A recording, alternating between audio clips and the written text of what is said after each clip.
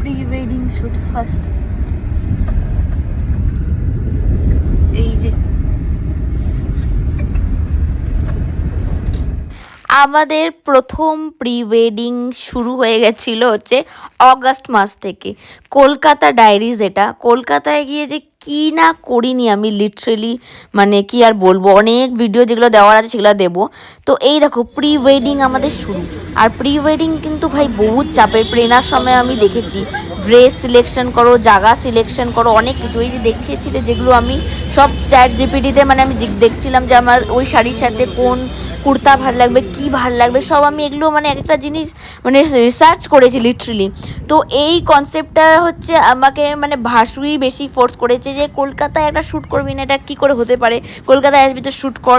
তো এন্ড টাইমিংয়ে আমরা ডিসাইড করেছিলাম যে কলকাতায় শ্যুট করব। আর আমি তো গেছিলাম ব্যাচেলারেট মানাতে, তোমরা দেখেছো ব্যাচেলারেটের ভিডিও। তারপরে আমি ওকেও ডেকে নিয়েছিলাম যে চলে আসো। আর নেক্সট শ্যুট হয়েছে আমাদের হচ্ছে শিলিগুড়িতে, নর্থ বেঙ্গলের মেয়ে নর্থ বেঙ্গলে শ্যুট করবো না, এটা হতেই পারে না, আমাদের এত সুন্দর নর্থ বেঙ্গল। আর যেরকম বললাম প্রি ওয়েডিংয়ের মানে একটা জিনিস সিলেকশন অনেক ইম্পর্টেন্ট। প্রথমত তো ড্রেস, প্রথমের শাড়ি ছিল সেটাও সিলেক্ট করতে আর সব কিছু করতে আমার মাথা খারাপ হয়ে গেছিলো। এবার নেক্সট হচ্ছে ড্রেস। আমি জানতাম না যে শিলিগুড়িতে এত জায়গায় রেন্টাল ড্রেস দেওয়া হয়। তোমরা যদি চাও মানে এদের কন্ট্যাক্ট নাম্বার কোথায় কি আমার সাথে কন্ট্যাক্ট করো, আমি একদম বলে দিব। আমি একটা সেপারেট ইনস্টাগ্রামে ভিডিও বানাবো। প্রচুর জায়গায় গেছি, প্রচুর কিছু দেখেছি, তারপর হচ্ছে একটা ড্রেস সিলেক্ট করলাম। রেড অ্যাকচুয়ালি আমি পরে নিয়েছিলাম হচ্ছে আমার এঙ্গেজমেন্টে, কিন্তু তারপর আমি ভেবেছিলাম ব্লু কালারের পরবো। লাস্টে আমাকে দাদারা বললো যে দেখো, যে আমি এটাও চ্যাট জিপিটিতে জিজ্ঞেস করছিলাম যে আমাদের দুজনকে কেমন লাগবে, তো ওরা বলছে যে রেডটাই ভাল লাগবে, তো রেডটাই নাও। তো লাস্ট মুহূর্তে আমি রেডই সিলেক্ট করেছিলাম। আর তারপর জায়গাও রেকি করতে চলে গেছিলাম যে কোন জায়গায় শ্যুট করতে ভালো লাগবে। এটা হচ্ছে রোহিণী পার্ক, আমরা সেখানে গেছিলাম, যে আগের থেকে গিয়ে দেখে এসেছি যে জায়গাটা কেমন, আদৌ এখন ভালো লাগবে কি না, মানে এত হ্যাট্রিক সত্যি। আর এই যে আমরা চলে গেছিলাম হচ্ছে তোমাদের ওয়াইকেসি ফার্ম। এখানের কনসেপ্টটা আমার অনেক বছর আগে একটা কারো প্রি ওয়েডিং দেখেছিলাম, ইটালিয়ান একজন কারো। তো সেখান থেকে আমার এসেছিলো যে এই থিমটা আমি করবই করব। আমরা প্রায় 5-6 বছর আগের থেকে এটা সেভ করে রেখেছিলাম, এই ড্রেস এত কিছু। মানে সত্যি এত হ্যাট্রিক জিনিস প্রি ওয়েডিং যারা যারা করেছে তারা জানে যে ড্রেস সিলেকশন, ড্রেস একটার সাথে শুধু নিজের করলে হবে না, পার্টনারের ড্রেস সিলেকশন, সেটা ভালো লাগছে কি না, থিম সিলেকশন, প্রচুর জিনিস আছে।